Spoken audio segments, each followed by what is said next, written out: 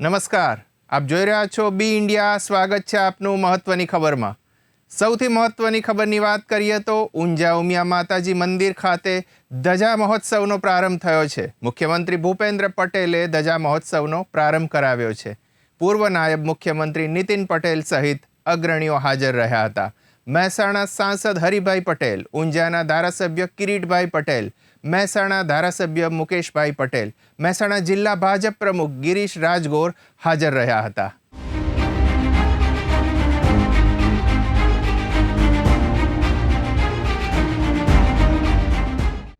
મહેસાણામાં ઊંઝા ખાતે કડવા પાટીદાર સમાજના કુળદેવી ઊંઝા ઉમિયા માતાજી સંસ્થાનના ઉમિયા માતાજી મંદિરે 1 સપ્તાહ સુધીનો ધ્વજારોહણ મહોત્સવનું આયોજન કરાયું છે. 12 સપ્ટેમ્બરથી 18 સપ્ટેમ્બર સુધી મા ઉમિયા મંદિરે શિખર ઉપર ધર્મપ્રેમી ધ્વજારોહણ મહોત્સવમાં ₹5100 વાળી 11,111 ધર્મ ધજાઓ અને ₹1100 વાળી મા ઉમિયા પ્રાગટ્ય ધ્વજાનું રજીસ્ટ્રેશન થઈ ચૂક્યું છે, જેમાં અમેરિકા, ઓસ્ટ્રેલિયા, કેનેડા જેવા દેશોમાંથી 450થી વધુ મા ઉમિયાના ભક્તોએ ધ્વજારોહણનો લાભો લીધો છે. મા ઉમિયાના મંદિરે ધ્વજારોહણ 1 સપ્તાહ સુધી ચાલવાનો છે.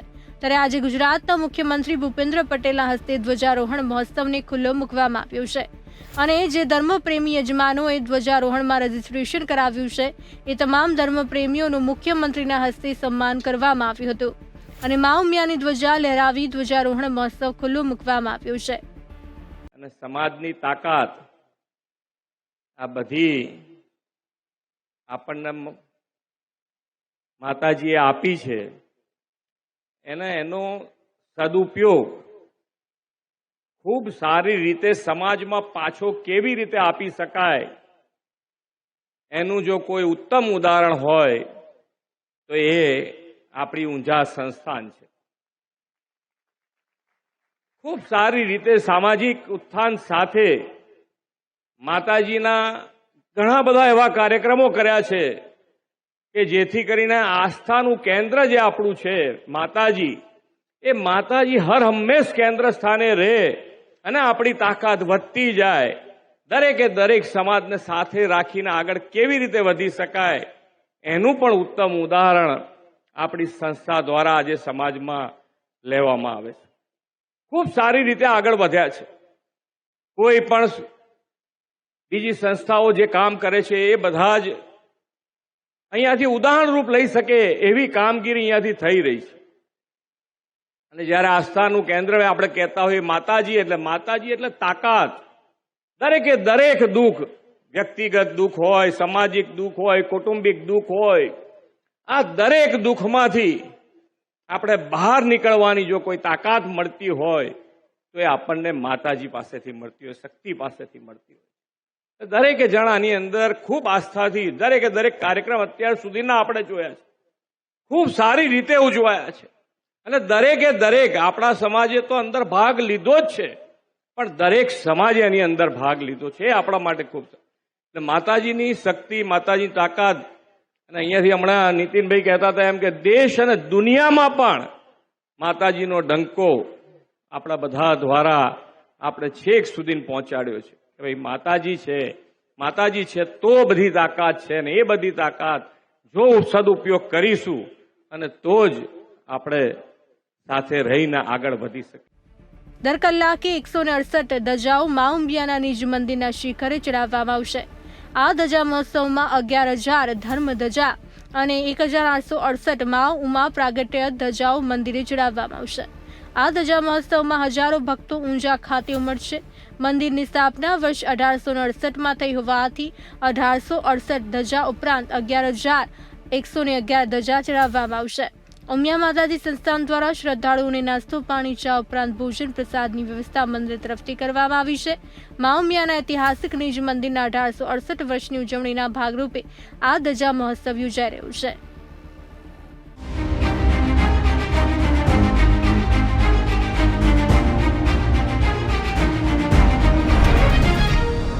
મહત્વની ખબરમાં વાત કરીએ તો છેલ્લા 4 દિવસ દરમિયાન ગુજરાતમાં ત્રીજી વાર શાંતિ ડહોળવાનો પ્રયાસ થયો છે. તારીખ 8 સપ્ટેમ્બરે સુરતમાં ગણેશ પંડાલમાં પથ્થરમારો અને વડોદરામાં ગણેશોત્સવની વચ્ચે ધાર્મિક ઝંડા લગાવવાના વિવાદ સામે આવ્યા હતા. હવે 10 સપ્ટેમ્બરની મોડી રાત્રે એટલે કે 11 સપ્ટેમ્બરે ભરૂચમાં ધાર્મિક ઝંડા લગાવવા બાબતે બે કોમના ટોળા આમને સામને આવી જતા મામલો તંગ બન્યો હતો. જો કે પોલીસે તાત્કાલિક ઘટના સ્થળે પહોંચીને સ્થિતિ તરત જ કાબૂમાં લીધી હતી. આ મામલે પોલીસે 20 લોકોના નામ સહિત ટોળા સામે ફરિયાદ નોંધી 17ની ધરપકડ કરી લીધી છે. સ્થિતિ ફરી ન બગડે માટે સમગ્ર વિસ્તારમાં પોલીસના દાડે દાડા ઉતારી દેવામાં આવ્યા છે.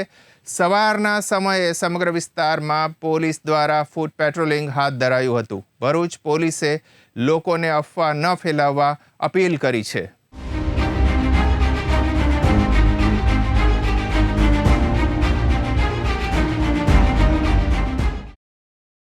ભરૂચ પશ્ચિમમાં આવેલા ગોકુલનગર વિસ્તારમાં હિન્દુ અને મુસ્લિમ સમાજના લોકો વસવાટ કરે છે. હાલ ગણેશ ઉત્સવ ચાલી રહ્યો છે અને આગામી દિવસોમાં ઈદે મિલાદનો તહેવાર આવી રહ્યો છે. ત્યારે આ વિસ્તારમાં લોકો ધાર્મિક ઝંડા અને તોરણ લગાવી રહ્યા હતા. એકબીજાના ઘર પાસે તોરણો નહીં લગાવવા અપીલ કર્યા બાદ પણ ઝંડા તોરણ લગાવાતા મામલો બેચક્યો હતો અને જોતજોતામાં ટોળા એકઠા થઈ ગયા હતા. ઉગ્ર બોલાચાલી બાદ ટોળા વચ્ચે મારામારીના દ્રશ્યો પણ જોવા મળ્યા હતા. આ બનાવની જાણ થતાં જ ભરૂચ જિલ્લા એસપી મયુર ચાવડાએ સ્થળ પર પહોંચી headquarter DYSP, LCB, SOG, B division, taluka પોલીસના પીઆઈ, પીએસઆઈ સહિતનો પોલીસ કાફલો ખડકી દેવામાં આવ્યો હતો. ત્યારે તમામ લોકોને વિખેરી પરિસ્થિતિ પર તાત્કાલિક કાબુ મેળવ્યો હતો. તો જુઓ શું કહી રહ્યા છે ભરૂચ એસપી.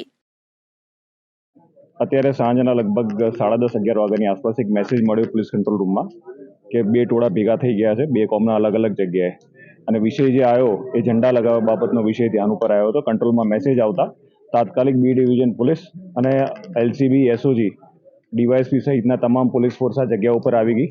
આ જગ્યા ઉપર પહેલાં ટોળાને વિખેરવામાં આવ્યા. હાલ શાંતિ છે. અહીંયા ગુનો દાખલ કરવાની પ્રક્રિયા ચાલુ છે. જે બનાવે આ ગુનો બની રહ્યો છે એ સંદર્ભે હાલ કાર્યવાહી પોલીસ સ્ટેશનમાં ચાલુ છે.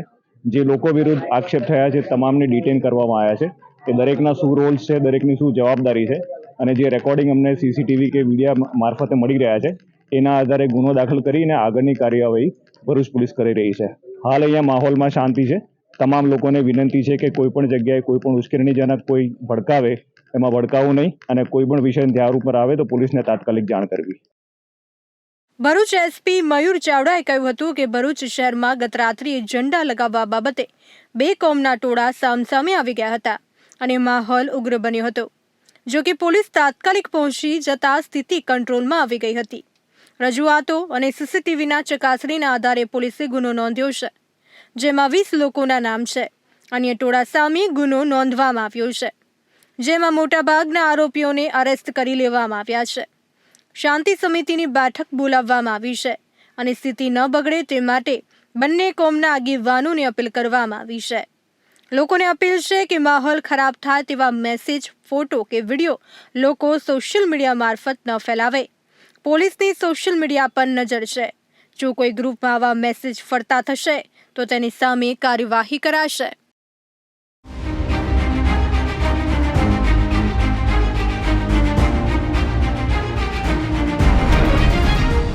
અને મહત્વની ખબરમાં આગળ જોઈએ તો સુરતમાં ગણેશ પંડાલ પર પથ્થરમારા અને તોડફોડના મામલે ધરપકડ કરવામાં આવેલા શખ્સો પૈકી 26 આરોપીઓને કોર્ટમાં રજૂ કરવામાં આવ્યા અને તેમને રિમાન્ડ પર લેવાનો આદેશ કરવામાં આવ્યો હતો. 14 દિવસના રિમાન્ડની માગણી સામે 2 દિવસના રિમાન્ડ મંજૂર કરવામાં આવ્યા હતા. હજુ સમગ્ર મામલે કેટલાક નવા ખુલાસા થઈ શકે છે, કારણ કે હિંસામાં સામેલ ઘણા લોકો હજી કાયદાથી દૂર છે, જેની સામે તપાસ ચાલી રહી છે.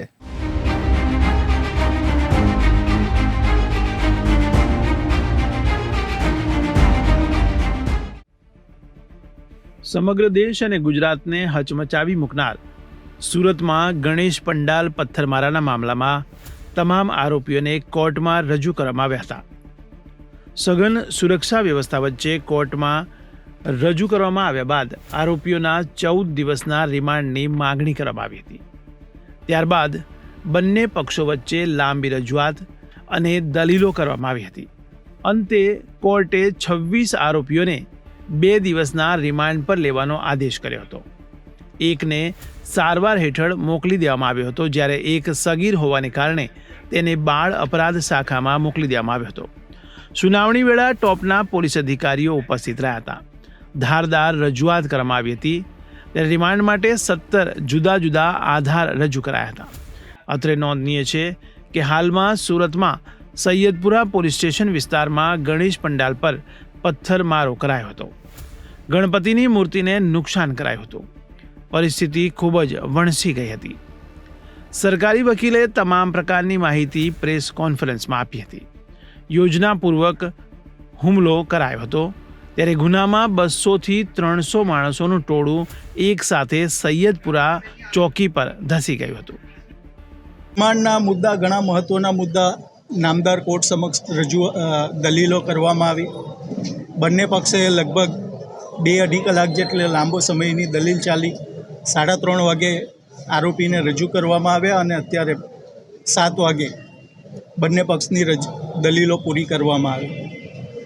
પોલીસના ઉચ્ચ અધિકારી પરમાર સાહેબ અને બીજા અધિકારીઓ પણ હાજર રહ્યા. કેસના તક અમલદાર એ પણ હાજર રહ્યા. રિમાન્ડના મુદ્દામાં આ જે કૃત્ય છે એ આયોજનબદ્ધ કૃત્ય છે. આટલા સમયમાં આટલા બધા પથ્થરો ભેગા કરવા, લાકડી વગેરે ભેગી કરવી અને પોલીસ સ્ટેશન પર હુમલો કરતાં પહેલાં મારો મારો મારી નાખો, માથામાં મારો, આ પ્રકારના શબ્દ પ્રયોગ કરવો એ પોતે જ બતાવે છે કે આરોપીઓનો મારી નાખવાનો ઈરાદો હતો.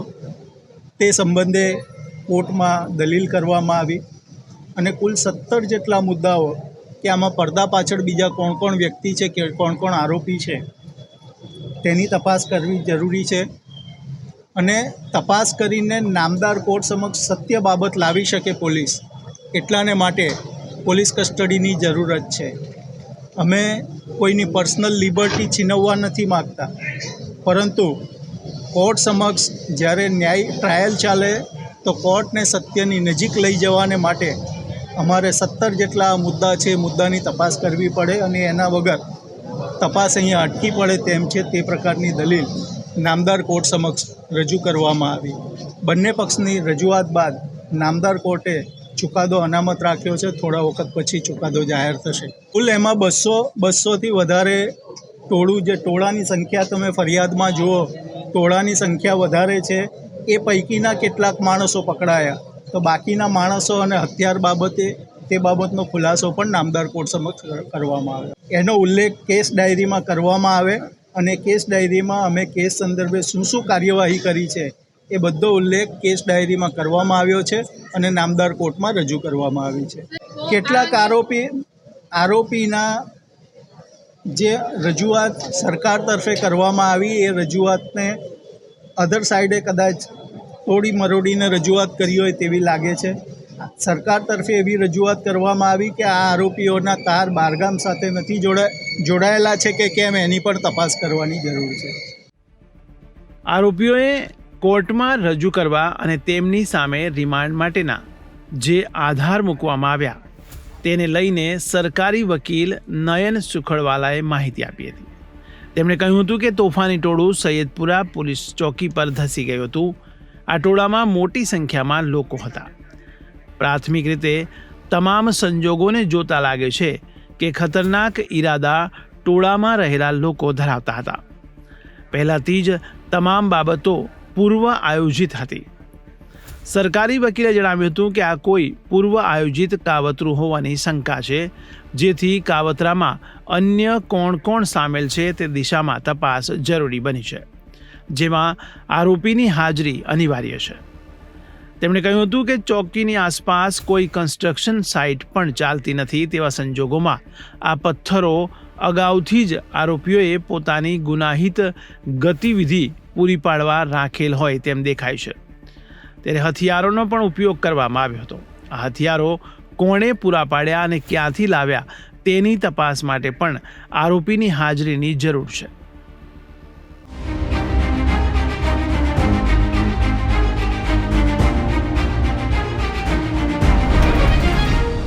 રાજકોટના મવડી વિસ્તારમાં રહેતા એસ્ટેટ બ્રોકર ભાગીદારો સાથે જમીનમાં કમિશન અપાવવાના બહાને 3 કરોડની ઠગાઈ કર્યાના બનાવમાં 4 સ્વામી સહિતની ટોળકી વિરુદ્ધ પોલીસે ગુનો નોંધ્યો હતો, જેમાં પોલીસે સુરતમાં રહેતા ચીટર ટોળકીના સાગરીત અને કામરેજના શિક્ષકોને ઝડપી લઈ 4 દિવસના રિમાન્ડ મેળવી ફરાર સ્વામી સહિતની ટોળકીને ઝડપી લેવા માટે દોડધામ શરૂ કરી હતી. દરમિયાન રાજકોટ આર્થિક ગુના નિવારણ શાખાએ બાતમીના આધારે ભૂપેન્દ્ર પટેલ અને વિજયસિંહ ચૌહાણની ગોવાથી ધરપકડ કરી લાવ્યા બાદ રાજકોટ લાવીને કોર્ટમાં રજૂ કરતા બંને આરોપીના કોર્ટે 7 દિવસના રિમાન્ડ મંજૂર કર્યા છે, જ્યારે ભૂગર્ભમાં રહેલા 4 સ્વામીની શોધખોળ હાથ ધરી છે.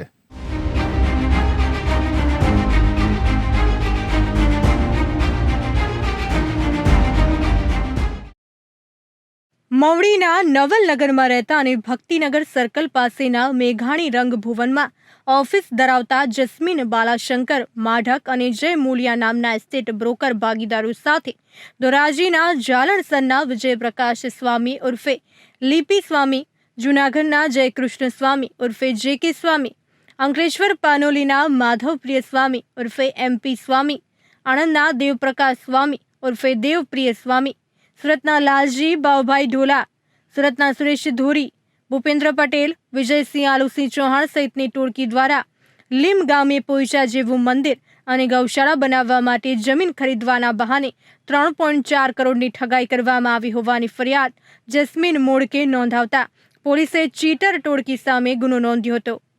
આ બનાવ અંગે રાજકોટની આર્થિક ગુના નિવારણ શાખાના પીઆઈ જે.એમ. કૈલાસ સહિતના સ્ટાફે તપાસ હાથ ધરી હતી અને ચીટર સ્વામી સહિતની ટોળકી દ્વારા રાજકોટ સહિત ગુજરાતના 7 શહેરમાં 15 કરોડની ઠગાઈ આચર્યાના 8 ગુના નોંધાયા હોવાનું તપાસમાં ખુલ્યું હતું. દરમિયાન સુરત સરથાણા પોલીસ મથકના મહિલા પીઆઈ ટીમ દ્વારા ચીટર ટોળકીના સાગરીત અને કામરેજના લાલજી ઢોલાને ઝડપી પાડ્યો હતો, જેનો રાજકોટ પોલીસે કબજો મેળવી 4 દિવસના રિમાન્ડ પર લઈ વધુ તપાસ હાથ ધરી હતી. ફરિયાદી પાસેથી 3,04,50,000ની છેતરપિંડી આ ગુનાના 8 આરોપીઓ કરેલ હતી. આ 8 આરોપીઓ પૈકી 2 આરોપી વિજયસિંહ આલુસિંહ ચૌહાણ તથા ભૂપેન્દ્રભાઈ સનાભાઈ પટેલ ને પકડવામાં રાજકોટ આર્થિક ગુના નિવારણ શાખાને સફળતા મળેલી છે. આ ઉપરાંત અન્ય એક આરોપી લાલજી ઢોલા અને સુરત પોલીસ દ્વારા પકડવામાં આવેલ છે. આ ઉપરાંત બીજા 6 અન્ય આરોપીઓને પકડવા માટે રાજકોટ પોલીસની અલગ અલગ ટીમો બનાવીને તેઓને પકડવાની તપાસ તજવીજ ચાલુમાં. સમગ્ર મામલે ભૂપેન્દ્ર પટેલ અને વિજયસિંહ આલુસિંહ ચૌહાણની ગોવા હોવાની માહિતી મળતા ગોવાથી અમદાવાદની ફ્લાઇટ પર બેસી ફરાર થાય એ પૂર્વે બંનેની ધરપકડ કરી રાજકોટ લાવ્યા હતા. કોર્ટમાં રજૂ કરતા કોર્ટે બંને આરોપીઓના 7 દિવસના રિમાન્ડ મંજૂર કર્યા છે અને 4 સ્વામીની ટોળકીના આશ્રય સ્થાનોની તપાસ હાથ ધરી છે. અત્રે ઉલ્લેખનીય છે કે સમગ્ર કૌભાંડમાં કોની શું ભૂમિકા અને કોણે કેટલા નાણાંનો હિસ્સો લીધો તે સહિતના મુદ્દે પૂછપરછ કરી વધુ તપાસ હાથ ધરી છે.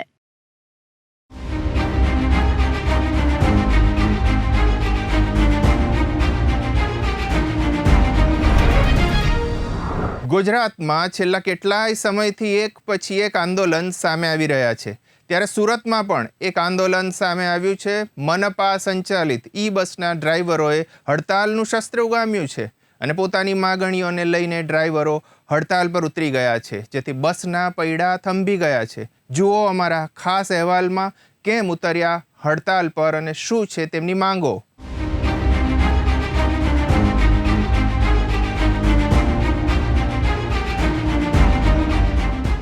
ગુજરાત સરકાર સામે છેલ્લા કેટલાક સમયથી હડતાલો અને આંદોલન સતત જોવા મળી રહ્યા છે, ત્યારે ફરી એક હડતાલ સામે આવી છે. સુરતમાં મનપા સંચાલિત બસના ડ્રાઈવરોએ હડતાલ કરતા બસના પૈડા થંભી ગયા હતા.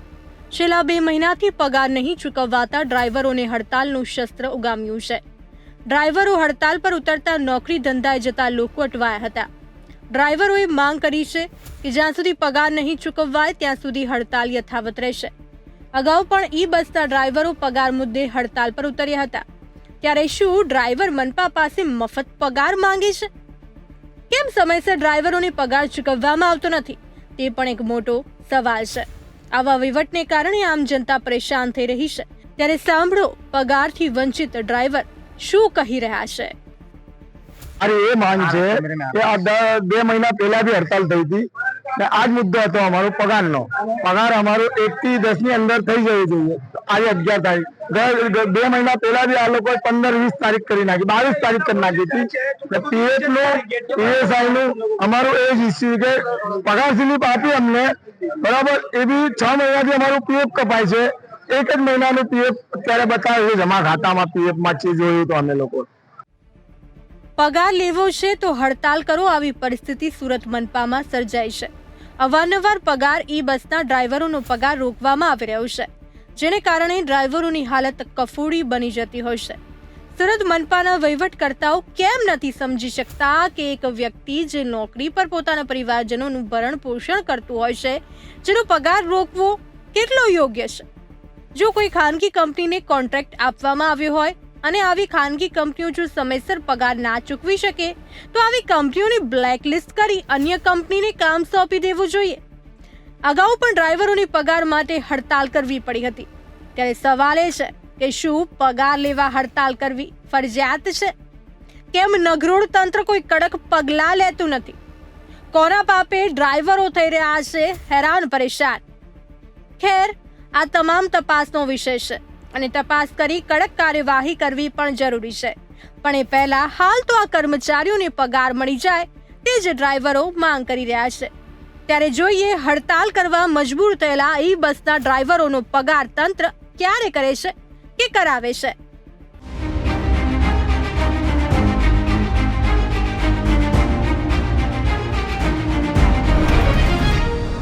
અમદાવાદ સહિત ગુજરાતના તમામ મોટા શહેરોમાં ડુંગળી ફરીવાર રડાવી રહી છે, કારણ કે છેલ્લા 2 દિવસના ગાળામાં જ ડુંગળીના ભાવમાં કિલો દીઠ 30 રૂપિયા સુધીનો વધારો થયો છે. ભાવ કિલો દીઠ 80 રૂપિયા સુધી પહોંચી ગયા છે. એવા સંકેત પણ મળી રહ્યા છે કે આ વધારો જારી રહેશે, જેના કારણે સામાન્ય લોકોની પરેશાની વધવાની શરૂઆત થઈ ગઈ છે. મોંઘવારી વચ્ચે લોકો હોબાળો મચાવી રહ્યા છે. ડુંગળીનો ઉપયોગ મોટા પાયે કરવામાં આવે છે, જેથી ભાવ વધારાના કારણે લોકો મુશ્કેલી અનુભવી રહ્યા છે.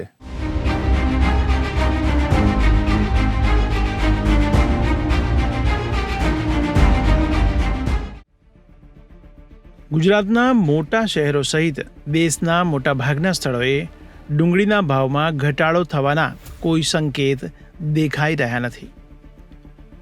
તાજેતરના દિવસોમાં ડુંગળીના ભાવમાં ફરી એકવાર વધારો જોવા મળ્યો છે. છેલ્લા 1 સપ્તાહમાં જ ડુંગળીના જથ્થાબંધ ભાવમાં પ્રતિ કિલો ₹10 અને છૂટક ભાવમાં 20 થી 25 રૂપિયાનો વધારો થયો છે, જેના પગલે હાલ બજારમાં ડુંગળી 80 રૂપિયા પ્રતિ કિલો વેચાઈ રહી છે. આવી સ્થિતિમાં ડુંગળીના ભાવે સામાન્ય માણસના બજેટ પર ખરાબ અસર કરી છે.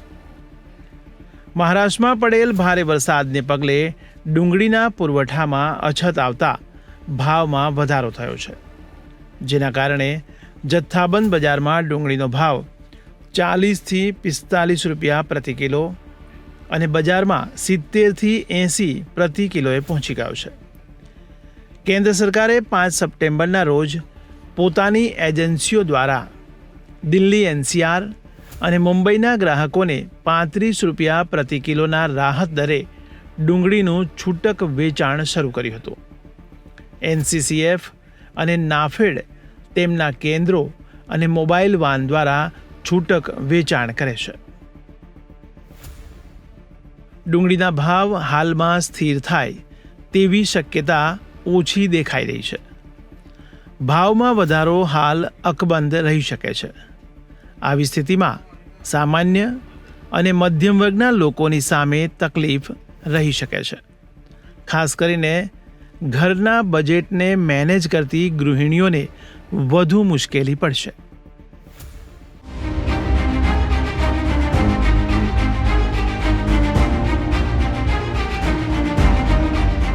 તો ફરી મળીશું આ જ સમયે મહત્વની ખબરમાં. જોતા રહો બી ઇન્ડિયા, ભરોસો ગુજરાત.